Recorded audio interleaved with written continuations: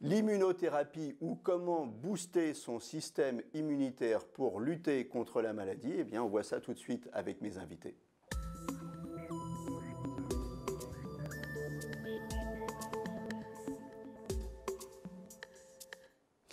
Avec moi sur le plateau, le professeur Yann Nozillet, vous êtes urologue à l'hôpital Foch, vous êtes aussi membre de l'AFU. Qu'est-ce que c'est l'AFU? L'Association française d'urologie. Voilà, c'est des gens qui sont à l'affût de toutes les nouvelles techniques en urologie. Et en Zoom, avec moi aussi, Caroline Coldefy. Caroline, bonjour. C'est gentil d'avoir accepté de témoigner aujourd'hui. Vous avez été diagnostiqué assez récemment, hein, je crois que c'était en janvier, d'un cancer de la vessie, hein, c'est ça? C'est ça, un cancer, je ne sais pas comment ils appellent ça exactement, mais de haut grade, donc assez invasif, je crois, et, mais par contre sans métastase. Ok, donc assez invasif, mauvaise nouvelle, sans métastase, bonne nouvelle. Hein, voilà, exactement. Voilà. Hein, il faut toujours prendre... on va dire. On va dire qu'il faut toujours prendre les choses du bon côté. Ouais. Il faut avoir le moral. Est-ce que vous connaissiez le principe de l'immunothérapie? Vaguement, j'en avais entendu parler parce que je crois que c'est utilisé pour d'autres formes de cancer, mais pas plus que ça, quoi. Enfin, j'avais entendu des gens dans mon entourage à qui on avait plus ou moins parlé de faire un traitement d'immunothérapie, mais qui ne s'était pas fait finalement. Bon, voilà, c'était un mot que je connaissais, mais pas plus que ça. Alors finalement, comment vous êtes venu à l'immunothérapie? C'est votre médecin qui vous a conseillé, non? En fait, c'est mon urologue qui travaille de concert avec le professeur Houdard à l'hôpital Pompidou. Et le professeur Houdard mène en fait un protocole de recherche.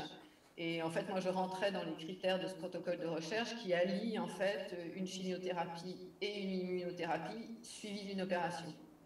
Alors c'était quoi les critères d'admission justement sur ce protocole de recherche? On m'a fait beaucoup d'examens cardiaques, tout un bilan cardiaque parce que, je sais pas, l'immunothérapie pouvait, je sais pas, avoir des répercussions sur le cœur. Il fallait pas de métastase et puis il fallait que le type de tumeur que j'ai corresponde à exactement, justement, de haut grade, invasif, mais sans métastase. Enfin voilà, que ça soit pile poil. Et puis, il fallait que j'ai des reins qui fonctionnent bien aussi, mais ça, c'était plus en lien avec quand même la chimio qui était assez forte. Voilà. Et pourquoi pourquoi on définit des critères d'inclusion, professeur Neusier? On les définit pour pouvoir bien tolérer le traitement. Et effectivement, comme le dit Caroline, l'immunothérapie peut avoir des effets cardiaques, hépatiques, pulmonaires. Et donc, il faut s'assurer que tous ces organes fonctionnent bien avant de commencer le traitement. La chimiothérapie, en plus, a sa propre toxicité. Donc, on s'assure que l'organisme pourra supporter le traitement. Et puis ensuite, il y a des critères comme quoi le traitement peut avoir un intérêt. Et donc, ces critères qu'on appelle d'éligibilité, eh bien, on les vérifie effectivement en s'assurant de l'absence de métastase par des examens d'imagerie généralement. Et puis que la tumeur, par l'histologie, l'analyse au microscope, correspond bien à une tumeur qui peut être traitée efficacement par immunothérapie. Toujours compliqué ça pour les médecins de dire à quelqu'un vous êtes éligible ou vous n'êtes pas éligible. Vous êtes éligible, bon, on est content, on est inclus dans le protocole et puis on a toujours de l'espoir. Hein, et quand on dit par contre vous n'êtes pas éligible, comment on annonce ça? C'est compliqué, non? C'est compliqué en ce sens où souvent c'est à cause justement des mauvaises conditions du cœur, du foie, des reins. Et donc par définition c'est que la personne ne va déjà pas bien. Donc on lui annonce que parce qu'elle ne va pas suffisamment bien, on ne va pas pouvoir lui faire le traitement qu'on aurait aimé pouvoir lui proposer. Donc c'est effectivement toujours une moins bonne nouvelle que de pouvoir rentrer dans un essai clinique où même si le côté un peu tirage au sort des essais cliniques peut être angoissant, ça donne toujours quand même l'opportunité de bénéficier, en théorie moins, parce que sinon les essais n'existeraient pas, d'un nouveau médicament et donc d'une amélioration du traitement. Caroline, vous étiez confiante de rentrer dans cet essai? Oui, alors c'est vrai que quand vous lisez, parce qu'on vous fait remplir, enfin, à faire signer un consentement, et quand vous lisez ce qu'il y a écrit, parce que tous les effets secondaires, à la fois de la chimio et de l'immunothérapie, sont notés, c'est une véritable catastrophe. Donc, mon docteur m'a bien précisé que voilà, tout n'arrivait pas en même temps forcément. Et puis, ce qui m'a rassurée, c'était de pouvoir en sortir quand je voulais du protocole. C'est-à-dire que si à un moment, voilà, je le sens plus, j'ai liberté absolue de sortir de ce protocole. Donc j'y suis allée confiante, Oui, allez-y, je vous en prie. consciente du fait de bénéficier voilà, d'une avancée médicale sans doute extrêmement efficiente, voilà, moi, on m'a dit quand même que c'était quelque chose qui fonctionnait bien pour le type de cancer que j'avais. Donc j'y allais confiante quand même. Comment ça s'est passé concrètement alors ces séances d'immunothérapie? Donc on m'a fait d'abord énormément d'examens pour voir si si je rentrais dans les critères. Ensuite, en fait, moi, ça a duré 2 mois. J'avais 4 séances de chimio, couplées 2 fois avec l'immuno. Et sur 2 mois, donc tous les 15 jours. J'avais tous les 15 jours de la chimio et tous les mois de l'immuno. Chimio, immuno, en même temps, c'est éprouvant. Comment ça s'est passé? Bah, en fait, on reste 3 jours à l'hôpital, mais je crois que c'est plutôt à cause de la chimio pour faire de l'hyperhydratation, c'est-à-dire pour bien faire travailler les reins, pour qu'il n'y ait pas trop de toxicité pour les reins. Et donc, on rentre le matin à dans la journée à l'hôpital, on est perfusé d'un truc qui hydrate. Le lendemain matin, en fait, quand il y avait immunothérapie, ça durait toute la journée. C'est fait, les perfusions sont faites en fait par le cathéter. On vous branche en fait une seringue en fait dans le cathéter toute la journée. Et donc l'immunothérapie durait assez longtemps. Ça devait être à peu près la matinée, enfin on va dire 3 heures. Et ensuite, ça enchaînait tout de suite avec. Enfin, il y avait d'abord l'immunothérapie et ensuite la chimiothérapie. Et ça, en fait, j'en ai eu que 2 puisque c'était sur 2 mois, 2 immuno et chimio et 4 chimio. Professeur Nosillet, l'objectif de l'immuno, c'est quoi là? C'est effectivement, comme vous le disiez en introduction, de booster le système immunitaire. C'est de faire en sorte que les cellules de notre système immunitaire qui nous défendent habituellement contre les infections se mettent à reconnaître les cellules cancéreuses comme étant étrangères et donc les détruisent. Les cellules ont malheureusement tendance à utiliser des mécanismes de protection que nous avons tous pour ne pas faire d'autodestruction, ce qu'on appelle les maladies auto-immunes. Le cancer détourne ces mécanismes à son intérêt pour se protéger. Les médicaments qu'on utilise en immunothérapie suppriment ces mécanismes. C'est pour ça qu'à nouveau, le cancer est à découvert, il peut être attaqué par le système immunitaire. C'est pour ça aussi qu'il peut y avoir des effets secondaires, puisque en supprimant ce mécanisme de protection, on peut déclencher des maladies auto-immunes, cardiaques, pulmonaires, etc. La liste impressionnante que nous décrivait Caroline. Et donc, le but, c'est vraiment de booster. Et pour ça, la chimio a un intérêt en association, puisque la chimio crée des mutations, crée de l'inflammation supplémentaire, et donc plus favorable pour le système immunitaire pour être actif. Dans le cas de Caroline, par exemple, là, vous, ça va être de faire disparaître votre tumeur ou de la réduire. C'était quoi l'objectif de l'immuno? Si j'ai bien compris, la chimio a plutôt pour but de réduire autant que possible la tumeur.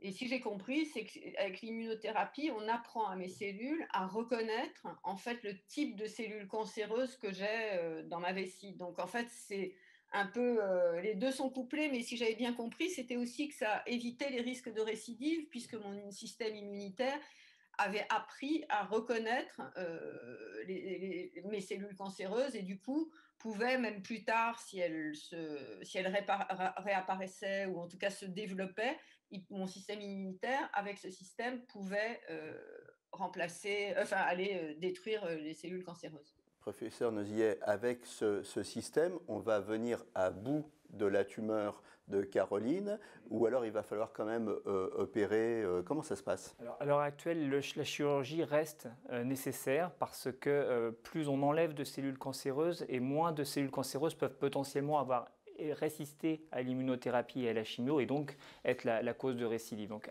au jour où on se parle, la chirurgie reste indispensable.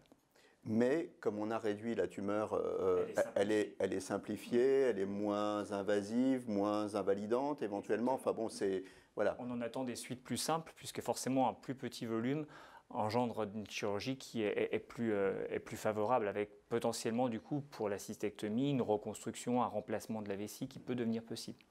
Alors vous, Caroline, si mes renseignements sont exacts, c'est pour la semaine prochaine, l'opération. Ouais. Et vous avez contacté une association parce que vous vouliez avoir des informations et puis des échanges avec des gens qui sont déjà passés par là. Ça s'appelle les UROS, hein, c'est ça, c'est pas les zéros, c'est les UROS, Z-U-R-O-S, et c'est www.lesuros.fr. Qu'est-ce que vous en avez retiré de ces contacts? Bah, c'est vrai que à la fois pour comment dire être averti des effets de la chimio, déjà dans un premier temps, c'est vrai que c'est bien d'avoir des gens qui sont passés par là. Et puis c'est vrai que l'opération n'est pas quelque chose que j'aborde avec une sérénité absolue et que surtout que je ne sais pas si on pourra faire de reconstruction. Donc d'avoir des gens au téléphone ou d'échanger par Facebook sur la manière dont eux vivent ou vivent après opération avec tout le système des poches, etc., comment on peut vivre ça, ben, c'est vrai que ça aide de parler à des gens qui ont vécu la même chose. Donc voilà, le but, c'était celui-là pour moi. Plutôt que d'avoir de l'information, c'était d'avoir de l'expérience. De l'expérience. Ça va bien se passer, vous allez voir, nous on est une émission qui porte bonheur. Alors, avant de faire un focus sur l'urologie, on a essayé de comprendre ce que c'était que l'immunothérapie. On a interrogé Philippe Bousseau, qui est directeur du département d'immunologie à l'Institut Pasteur, et on lui a demandé comment ça fonctionnait l'immunothérapie. On voit ça tout de suite.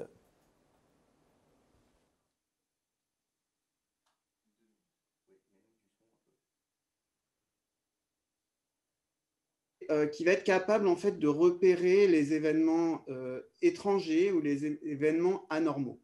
Alors ça marche très bien pour les virus, les bactéries, mais en fait une cellule cancéreuse, elle est aussi anormale parce que c'est une cellule qui a une prolifération incontrôlée, qui va accumuler des mutations, qui va présenter à sa surface des éléments qui ne sont pas habituellement à sa surface. Et ça, le système immunitaire peut potentiellement le détecter et donc peut potentiellement attaquer les cellules cancéreuses.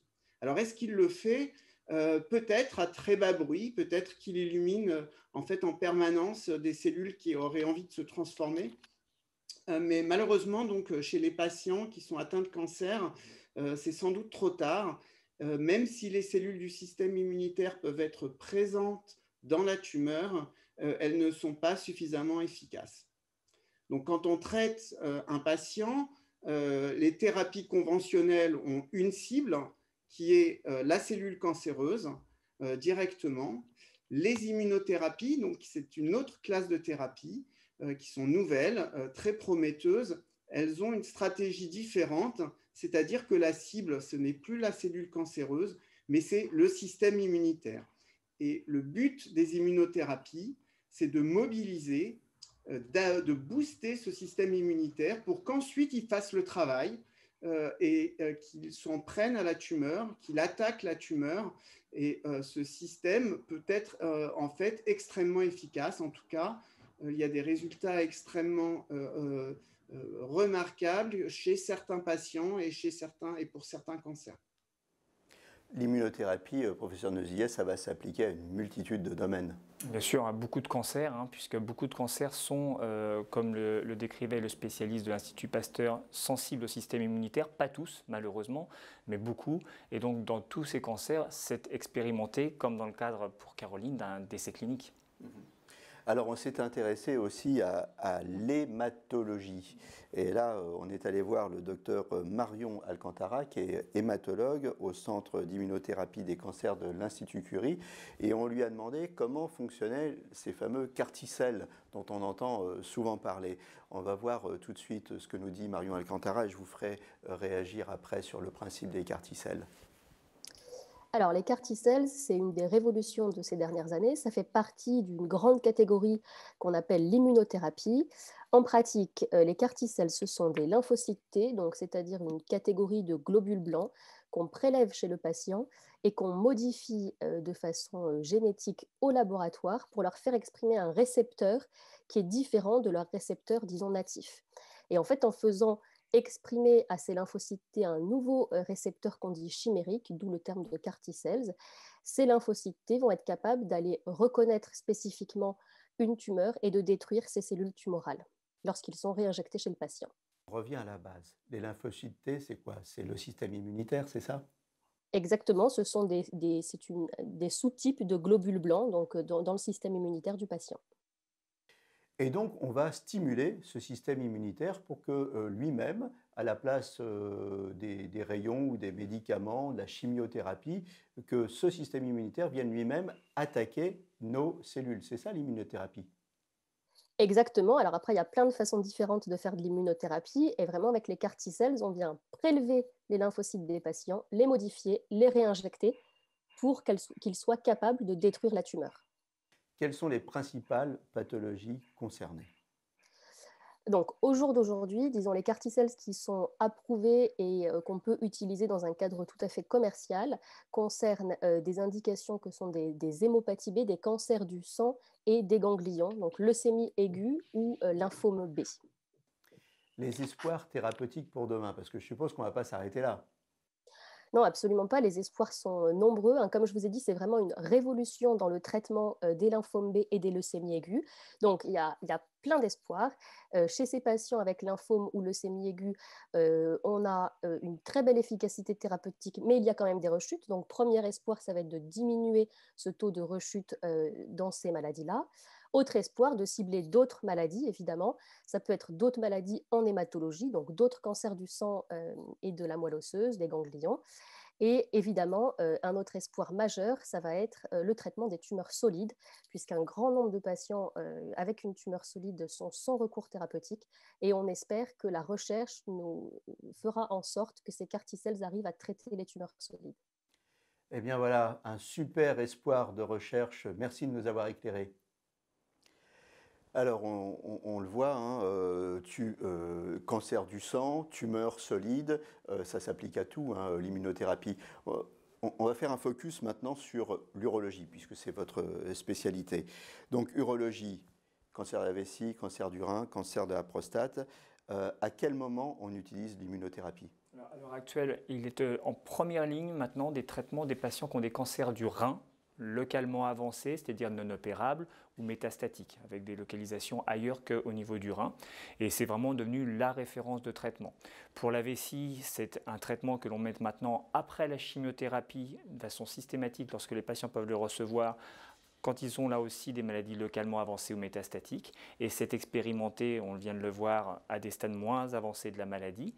Et puis pour la prostate, c'est moins évident parce que le cancer de la prostate est probablement un de ceux dont on parlait qui est moins sensible au système immunitaire. Il y a des études en cours pour essayer de booster le système immunitaire aussi contre ce cancer, mais c'est plus préliminaire pour la prostate.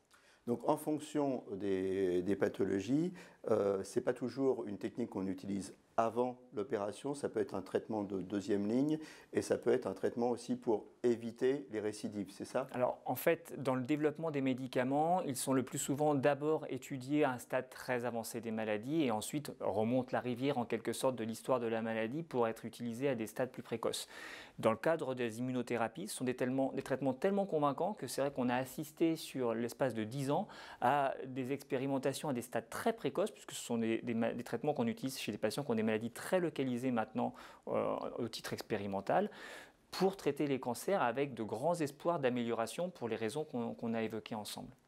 Vous parlez de traitements très localisés. Est-ce qu'on peut parler de médecine sur mesure, l'immunothérapie? Chacun, en fait, la composition d'une tumeur n'est pas la même d'une personne à une autre. Elle n'est pas forcément homogène. Est-ce qu'on va développer des immunothérapies réellement sur mesure pour chaque tumeur? C'est ce que nous expliquait notre collègue de Curie. Soit on prend des cellules que l'on dresse en quelque sorte contre la tumeur, c'est les CAR T-cells, soit on utilise des médicaments intraveineux pour relâcher les systèmes de protection dont on parlait tout à l'heure, pour faire en sorte que le système immunitaire, de façon tout à fait intelligente, reconnaisse la cellule cancéreuse comme étrangère et donc spécifiquement l'attaque. Et est-ce que les cellules, une fois que vous les aurez dressées, entre guillemets, elles ont appris à se défendre et elles sauront se défendre après le traitement? C'est tout l'intérêt. C'est comme un vaccin pour lequel on obtient des guérisons définitives de maladies, comme quand on a d'ailleurs la varicelle ou la rougeole. Une fois qu'on l'a fait, on ne peut plus la faire. C'est là-dessus que nos espoirs se fondent, c'est sur le fait qu'on a, et c'était exceptionnel avant, des patients qui, même à des maladies métastatiques, ont une disparition complète de la tumeur, des tumeurs, grâce à leur système immunitaire, et grâce à ça, ont des survies prolongées à tel point qu'ils ne meurent pas de leur cancer. L'immunothérapie aujourd'hui, c'est encore expérimental ou ça devient un traitement standard? Ça devient le traitement standard pour le rein, ça devient le traitement standard pour la vessie, dans les deux cas à des stades avancés, et probablement que ça va devenir le traitement standard après chirurgie pour la vessie et peut-être même avant chirurgie pour des tumeurs localisées de la vessie. Quand vous entendez tout ça, Caroline, ça vous inspire confiance? Oui, oui, oui, oui, oui. Bah, de toute façon, j'ai confiance en la médecine, hein. De toute façon, j'ai pas tellement le choix en même temps. Mais oui, oui, en tout cas, ça me paraît extrêmement cohérent. Et quand on m'en a parlé, voilà, j'ai pas hésité une seconde. Voilà, j'aurais bien aimé que ça m'évite l'opération, mais bon, c'est comme ça. L'immunothérapie, est-ce que ça marche à tous les coups et sur tous les types de patients ou est-ce que des fois ça ne marche pas? Alors, ça peut ne pas marcher parce qu'il y a des tumeurs que l'on dit froides, c'est-à-dire où il n'y a pas du tout d'inflammation, pas de système immunitaire présent au sein de la tumeur. Et donc pour ces tumeurs qui sont finalement totalement non reconnues par le système immunitaire, eh bien c'est difficile d'espérer avoir une bonne réponse avec les immunothérapies. À l'inverse, les tumeurs sanguines dont on vient de parler, elles sont franchement de bons candidates pour l'immunothérapie. Est-ce qu'il y a des marqueurs qui permettent de prédire quelle va être la réponse? Malheureusement, là encore au moment où on se parle, pour les cancers en urologie, non. Pour le poumon, on le sait, hein, le cancer du poumon est aussi un de ceux qui bénéficient de l'immunothérapie. On sait qu'il y a des marqueurs qui permettent de bien sélectionner les patients pour être sûr qu'ils vont avoir de très fortes chances de répondre. Pour l'urologie, malheureusement, ce n'est pas encore le cas. Mais on entend parfois des patients qui disent « Ah, c'est super, moi j'ai très très bien réagi à mon traitement » et puis après, pouf, il y a une récidive. Alors pourquoi? C'est parce que la tumeur n'est pas homogène, il y a une partie qu'on a détruite et puis le reste se réveille, c'est ça? Tout à fait. Il peut y avoir des tumeurs qui sont mises à l'abri du système immunitaire, notamment dans le cerveau, hein, qui est un organe dont on sait que la barrière hémato-encéphalique protège du système immunitaire. Et donc paradoxalement, ces tumeurs sont moins faciles à traiter que des tumeurs situées dans d'autres organes. Et puis, il y a le problème de l'hétérogénéité tumorale qui fait que les anticorps et les épitopes, c'est-à-dire les antigènes présentés par les cellules cancéreuses dont parlait tout à l'heure notre collègue de l'Institut Pasteur, peuvent varier et parfois le système immunitaire reconnaît certaines cellules et pas d'autres. Vous avez évoqué tout à l'heure le cancer de la prostate, vous avez dit « Bon, hein, ça marche un peu moins bien ». Pourquoi ça marche moins bien? Alors, probablement parce que justement le cancer de la prostate est peu immunogène. Ce n'est pas un cancer très muté avec beaucoup d'épitopes, c'est-à-dire d'antigènes que peut reconnaître le système immunitaire. Et donc il y a une moins grande participation du système immunitaire contre le cancer de la prostate. Immunothérapie, mais il y a plein de progrès en ce moment, hein. On entend parler d'immunothérapie, thérapie génique, thérapie cellulaire. Est-ce que tout ça, c'est des disciplines en silo ou est-ce que tout ça, ça se combine et vous envoyez déjà les résultats dans votre service? Ça peut se combiner, hein. C'est évidemment l'intérêt du patient étant toujours de toute façon d'avoir le traitement le plus tôt possible, d'où encore l'intérêt des essais cliniques. On peut les combiner. Ce qu'il ne faut pas, bien sûr, c'est avoir une trop forte toxicité pour que les patients ne pâtissent pas du traitement. Et puis, il ne faut pas non plus griller toutes les cartouches. C'est-à-dire que si on utilise toutes nos ressources thérapeutiques et que malheureusement ça ne marche pas, alors derrière, on n'a plus rien à proposer. Et toute l'intelligence de la recherche clinique, c'est de savoir établir des protocoles où justement on se donne des portes de sortie, comme c'est le cas pour Caroline. Quand vous dites qu'il ne faut pas griller toutes les cartouches, ça c'est quelque chose que quand on est malade, on a peut-être du mal à comprendre. On se dit, bon allez, faut mettre le paquet, allez, vous me faites tout à la fois, cellulothérapie, tout ce que vous voulez. Non, vous dites, il y a des traitements de première ligne, de seconde ligne. Il y a des traitements qui sont plus intéressants à certaines étapes de la maladie. Par exemple, l'immunothérapie dans le cancer de la vessie, en première ligne pour les patients métastatiques, ne marche pas bien du tout. Par contre, si on commence par faire de la chimiothérapie et qu'on utilise l'immunothérapie en entretien, ça marche très bien. Donc ça montre bien qu'il y a une séquence à respecter pour avoir une efficacité optimale et que donc ce n'est pas la peine de mettre forcément d'emblée chimio et immuno. Je ne parle pas du cas de Caroline, hein, je parle du cas pour les patients métastatiques pour obtenir le meilleur effet.